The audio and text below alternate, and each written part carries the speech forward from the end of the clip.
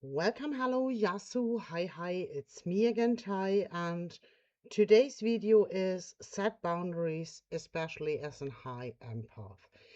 In my last video, I was digging into how you can unfold your outer physical perceptions for ritualistic use, and it makes totally sense when you want to get into touch with other entities which got no physical shape. So, but as you are unfolding your perception, as you are reading energies, and as you are sensing emotions, there is something more which will unfold, and for good or bad, you have to face it. And this is setting boundaries towards human.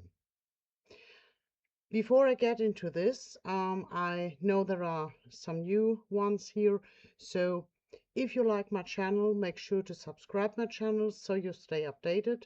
And also I will introduce a little so you know where my roots are. My name is Tai Kölner, and I'm an author. I'm a black magician. I'm a follower of the draconian path, practicing the left-hand path, member of the Swedish Order Dragon Rouge. While I'm a member of that order, I'm not a speaker or a representative. Also, I will not do any rituals or seals of this order here in my channel because that's insights, of course, goes without saying. I will share my personal perceptions and my personal workings here. So, however, one of my roots also is that I'm grown up as an first sensitive, so an empath, and the last years it became deeper and deeper. And yeah, if there is a naming like a high empath, I am one of them. And there you face a few more challenges in daily life. And this is what will force you to learn boundaries. And this why let's dive into this. The lack of respect may have many regions, but on an empath, this is a reoccurring thing that you are engaging to people, and it does take a while, and suddenly they take you for given and they claim on you. And if you refuse because of lack of time or whatsoever, they start blaming on you. But this is not the problem. The problem is as an highly empath. So if you are deeply connected to the people you are working with, you're talking with, you're connected to, um, and they start blaming on you, the wounds are far more deeper than it would be without even sensing them. So this is why it is very crucial, especially as a high empath, to set boundaries and to bestow that these boundaries are accepted. So let's watch the roots a little bit.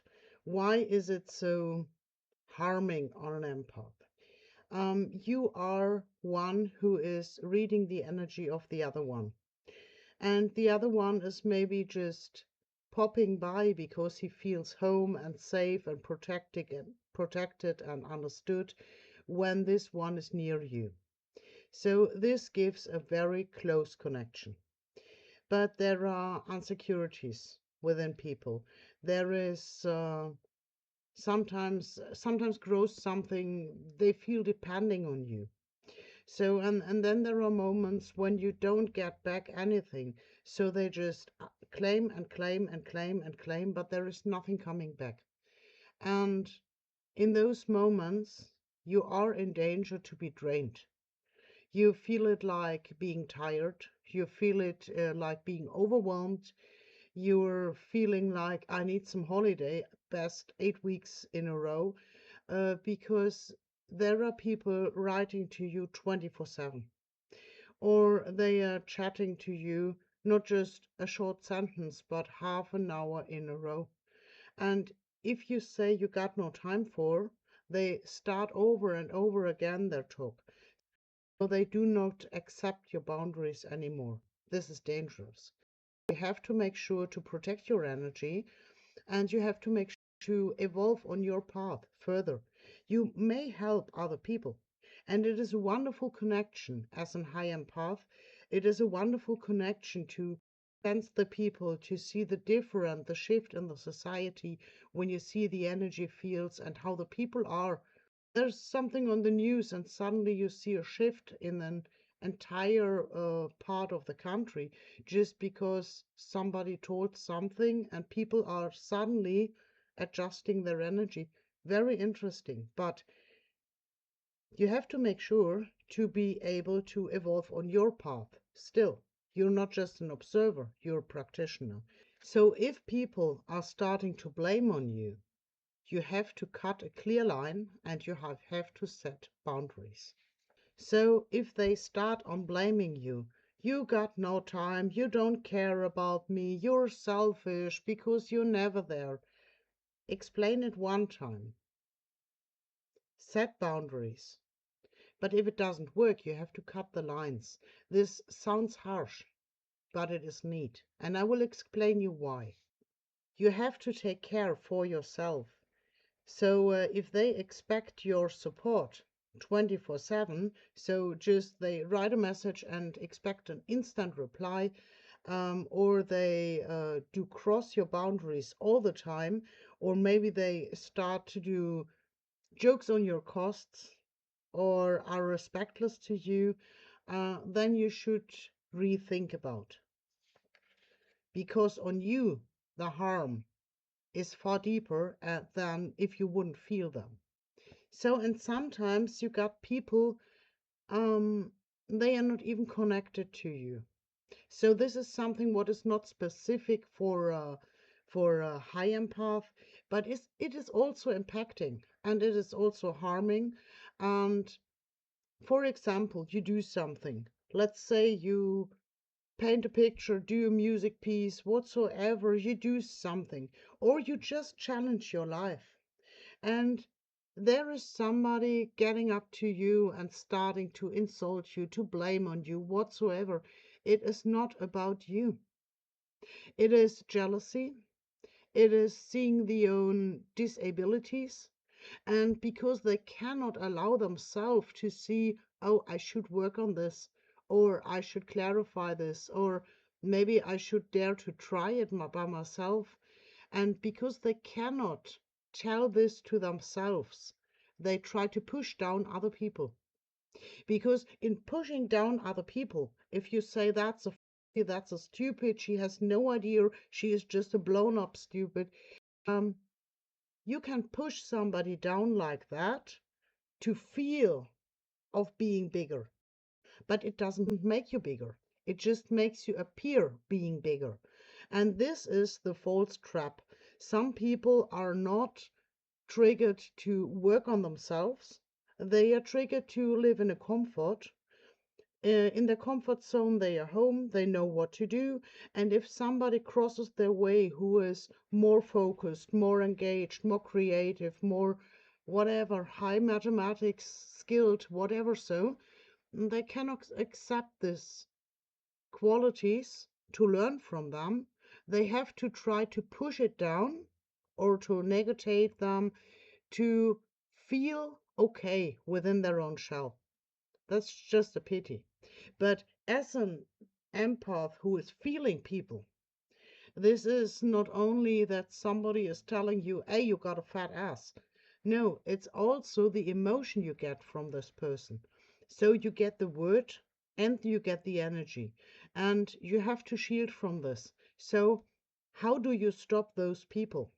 And how do you stop people who start blaming on you after you did give support, after you did involve, after you were there, and suddenly they blame on you because you need a few days off, or maybe you cannot do that job anymore because it is draining you because the other one is not giving back. And there you have to cut lines. First of all, you can set boundaries in telling them to stop this. If they didn't do by intent, because everyone can push higher a little bit now and then, and if you say, hey, you don't talk this way with me, leave it. The other one would apologize and say, oh, I didn't mean it that way. Sorry. This is one step.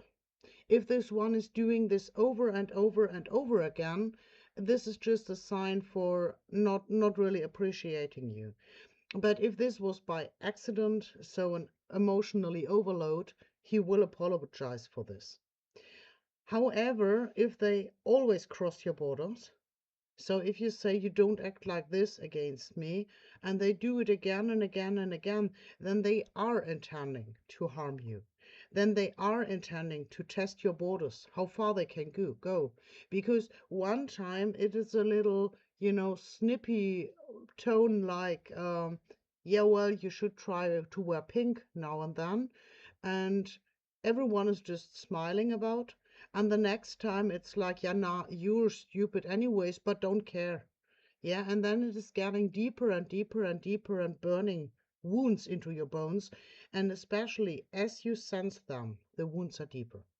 So you have to block this as soon you see there is a border checking and they don't react on your stop, on your boundaries. You have to cut them from your life. And this is especially on high empath because yes, there is everywhere is bullying, everywhere there is some bullshit talking around.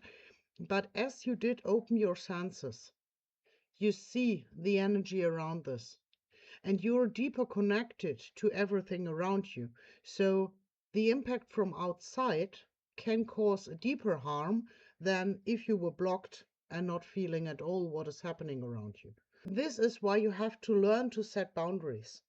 And it is not harsh to push somebody away and to cut this one from your life, because in the end, it's a loss to this person, but it would be a bigger loss to yourself and to countless people if you cut your emotions instead.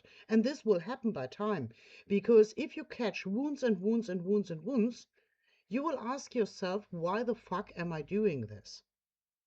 So you better cut those from your life who are trying to cast harm on you than you cut your own perceptions. Because, as for the last video, if you are working with other entities and you are communicating energy to energy, this is a big plus in your ritualistic work.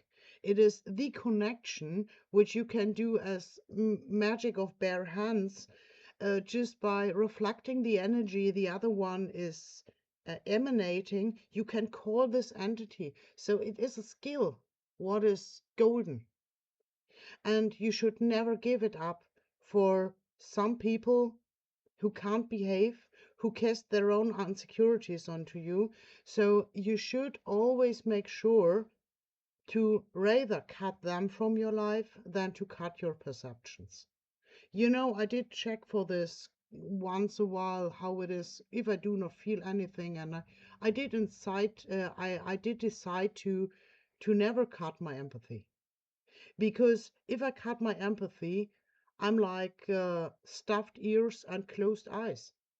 It is one part of me which is soaking to everything I'm surrounded by, and if I don't use all my perceptions, I feel like missing half the point.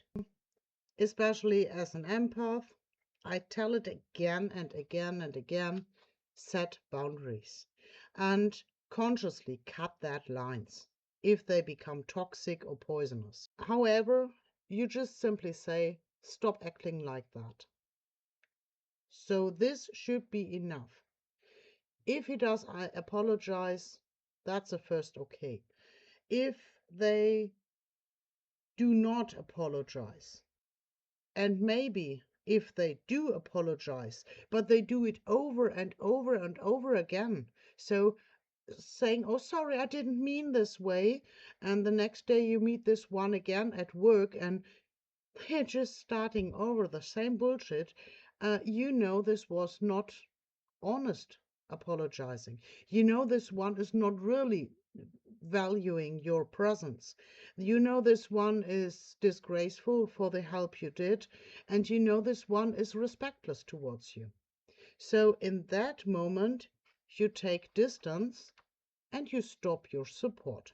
So at first, stop acting like that. Secondly, you take distance and you stop your support. Third, you cut talking at all about this. And if they still don't understand your boundaries, and if they still don't accept your boundaries, and if they apologize and do it over and over and over again, then you leave them alone. And you ignore their presence if they are, for example, a workmate. Yeah, you're entering the building and you're meeting this person on the stairs, and depending on how deeply these insults were, you either say good morning and bye, or you even cut that. But you do not do any small talk, eye contact, or whatsoever alike.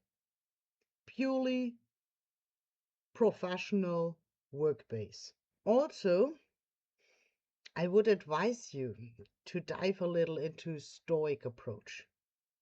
This is something what really did help me, because you start reflecting, and this is outside this once you did banish from your life. You start, what did this one speak to me? Only remember about the words, but isolate from the emotions. So you decide what enters yourself.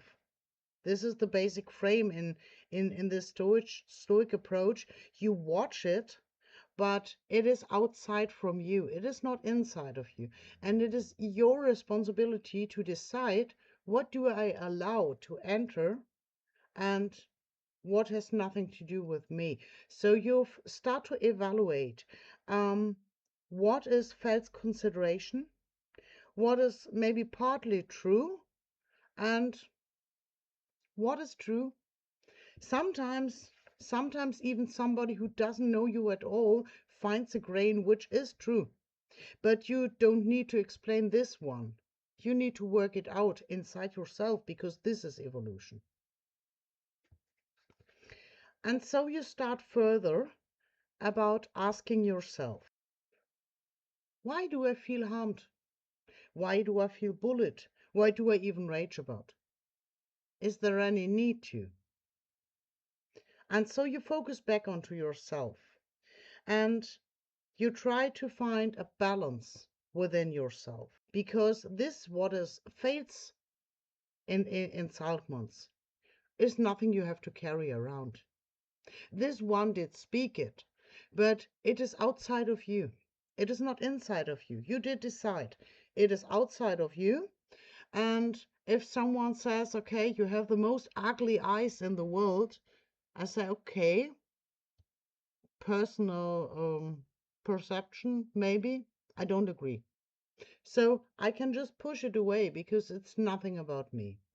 And on the other side, maybe somebody says, okay, you're over caring, your hair is like shining sunshine always, and you very much care about you're very egocentric. Yeah, okay, maybe it is. But then I can check for myself, am I really egocentric about? Or is it just a kind of self-care to myself?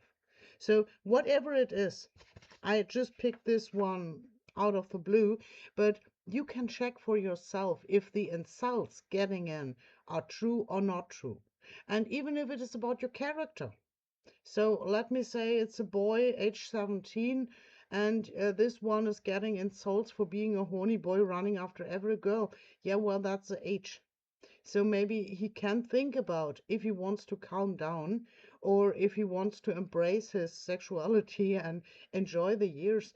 This is all personal reflections, and it has nothing to do with the one who did the insults. This one brought up the topics. Thank you for the book to study it.